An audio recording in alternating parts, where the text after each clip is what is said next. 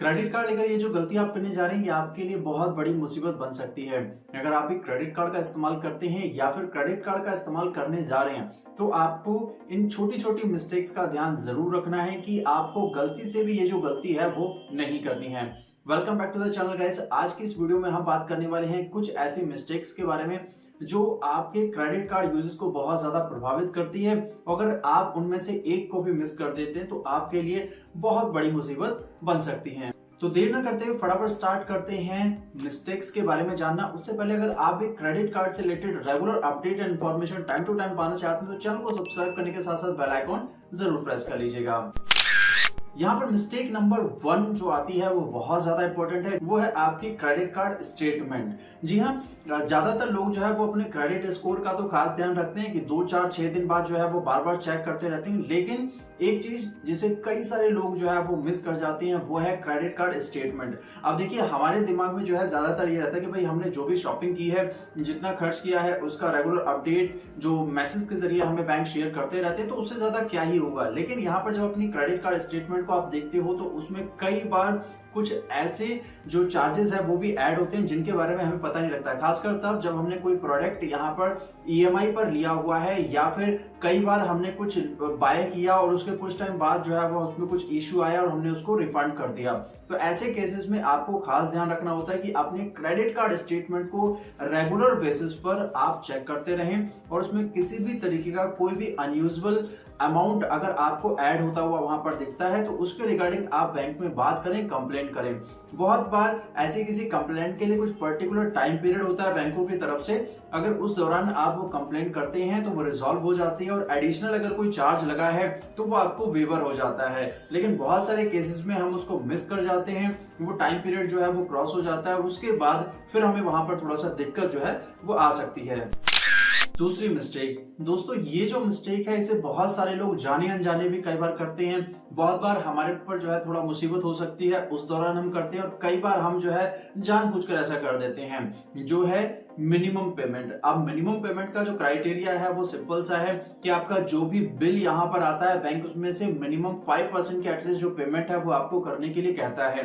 अब यहाँ पर ये जो पेमेंट है कुछ सिनेरियोज में कई बार जो है थोड़ा सा हेल्पफुल हो जाती है कि हमारे पास ज्यादा अमाउंट का बिल आ गया है, अमाउंट हमारे पास अभी नहीं है, कुछ समय बाद आएगा, तो इंस्टेंट हम एटलीस्ट मिनिमम जो पेमेंट है वो कर देते हैं, जिससे हमारे क्रेडिट पर किसी तरीके का कोई नेगेटिव इंपैक्ट जो है वो नहीं पड़ता है और हमारा जो क्रेडिट कार्ड है वो रेगुलर चलता रहता है। लेकिन यहाँ पर आपको एक चीज का ध्यान रखना होगा कि ऐसा करने पर जो भी ओवरऑल अमाउंट है बैंक उस पर आपको इंटरेस्ट चार्ज करता है, जो कि जनरली 3.40% से लेकर के 3.70% तक हो सकता है। अब इस केसेस में ये जो इंटरेस्ट है वो ओवरऑल अमाउंट पर लगता है, जिस कारण से बहुत ज्यादा जो अमाउंट है वो बन जाता है।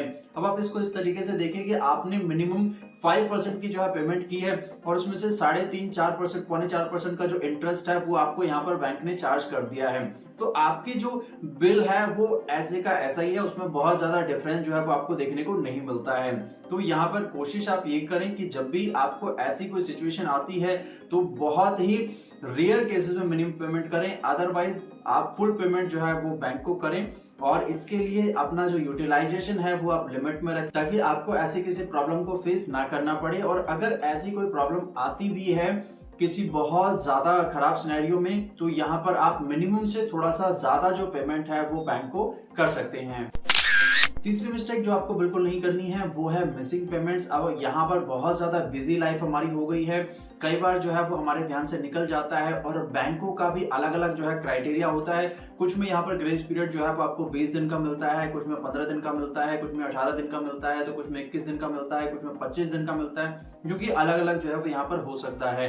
तो कई बार हमारे दिमाग से ये चीज जो है वो स्लिप हो जाती है कि हमें एग्जैक्ट पेमेंट जो है वो किस डेट को करनी है और यहाँ पर 1-2 दिन का जो ऊपर नीचे है वो हो जाता है। तो आपको ध्यान रखना है कि आपको जो ड्यू डेट है उसको बिल्कुल भी मिस नहीं करना है। कोशिश कीजिए कि आप ड्यू डेट से 2-3 दिन पहले जो पेमेंट है वो कर दें, खासकर जब भी आप थर्ड पार्टी एप्स का इस्तेमाल करते हैं तो यहाँ पर जो पेमेंट है वो थोड़ा सा एडवांस यानी कि थोड़ा पहले आप कर दीजिए, क्योंकि थर्ड पार्टी केसेस में कई बार 24 से 48 घंटे का समय जो है वो भी लग सकता है आपके पेमेंट्स को क्लियर होने में या फिर आपका जो अकाउंट है, क्रेडिट कार्ड अकाउंट है, उसमें रिफ्लेक्ट होने में।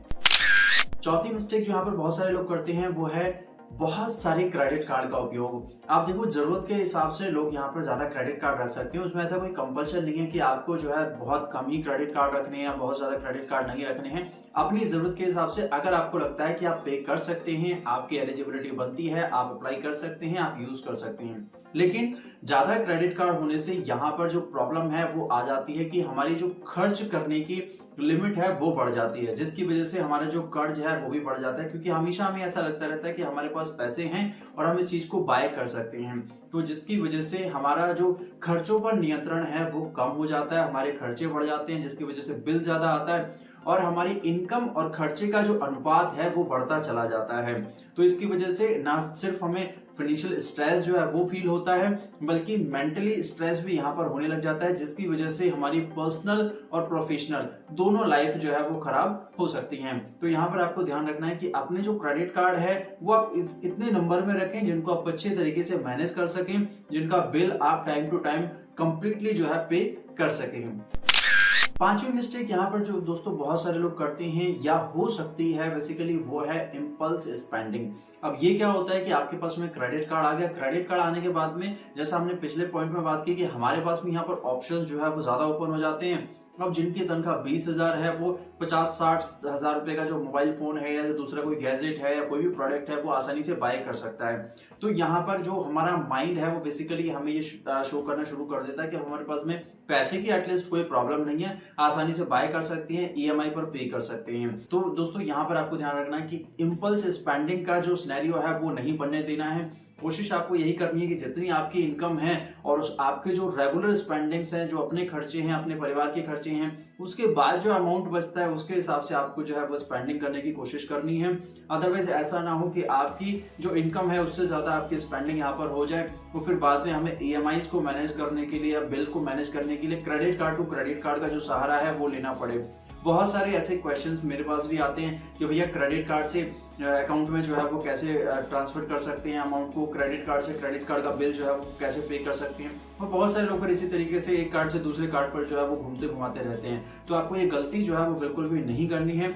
इम्पल्स स्पेंडिंग जो है वो नहीं होने देनी है, ताकि आपको किसी भी तरीके का मेंटली या फाइनेंशियली स्ट्रेस जो है वो ना हो।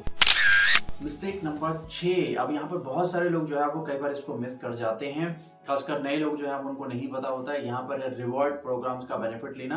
अब अलग अलग क्रेडिट कार्ड में ये जो बेनिफिट्स हैं वो अलग अलग हो सकते हैं। कुछ यहाँ पर आपको ट्रैवल बेनिफिट्स देते हैं, एयर ट्रैवल या फिर जो रेलवे का ट्रैवल अभी तो आपको मिल रहा है, लाउंज एक्सेस फैसिलिटी आपको मिल जाती है। तो इन सब जो छोटे छोटे बेनिफिट्स होते हैं इनका आपको इस्तेमाल करना है।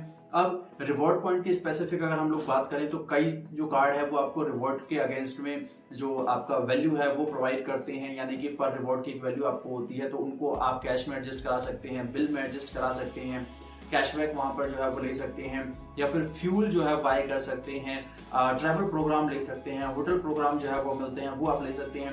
तो आपको ध्यान रखना है कि आपके क्रेडिट कार्ड पर जितने भी रिवॉर्ड पॉइंट्स आप अर्न कर रहे हैं, सबसे पहले तो किस अमाउंट पर कितने रिवॉर्ड पॉइंट आपको मिलते हैं उनका आपको ध्यान रखना है, और जो भी रिवॉर्ड पॉइंट आप अर्न कर रहे हैं उनका क्या क्या बेनिफिट आपको यहाँ पर मिल सकता है, इस चीज का खास ध्यान रखें। रिवॉर्ड प्रोग्राम्स का पूरा बेनिफिट उठाएं। दोस्तों ये आपको ध्यान रखना है कि अलग अलग क्रेडिट कार्ड में जो आपके रिवॉर्ड पॉइंट्स हैं उनकी वैलिडिटी होती है। तो ऐसा ना हो कि वैलिडिटी आपकी जो है वो एक्सपायर हो जाए तो उसके बाद आपके जो रिवॉर्ड पॉइंट्स है वो लैप्स हो जाएंगे, उनका बेनिफिट आप नहीं उठा पाएंगे। दोस्तों अगर आप क्रेडिट कार्ड का इस्तेमाल करते हैं या फिर क्रेडिट कार्ड का इस्तेमाल करने जा रहे हैं तो ये जो गलतियां हैं वो आपको नहीं करनी है। अगर आप क्रेडिट कार्ड का इस्तेमाल सही तरीके से करते हैं तो ये बहुत ही बेहतरीन प्रोडक्ट है। हमेशा आपके पास कुछ एडिशनल कैश जो है वो रहता है। यहाँ पर अभी प्लास्टिक मनी इसको इसीलिए कहा जाता है कि जितनी भी आपकी क्रेडिट लिमिट है उसको आप in case of any emergency इस्तेमाल कर सकते हैं।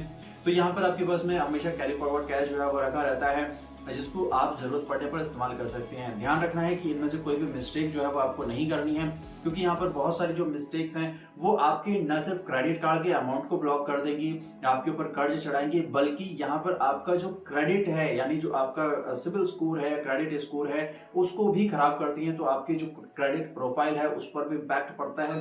ध्यान रखना है यहाँ पर कि आपको गलती से भी कोई ऐसी गलती जो है वो नहीं करनी है। उम्मीद करता हूँ दोस्तों आज का वीडियो आपके लिए हेल्पफुल रहा होगा।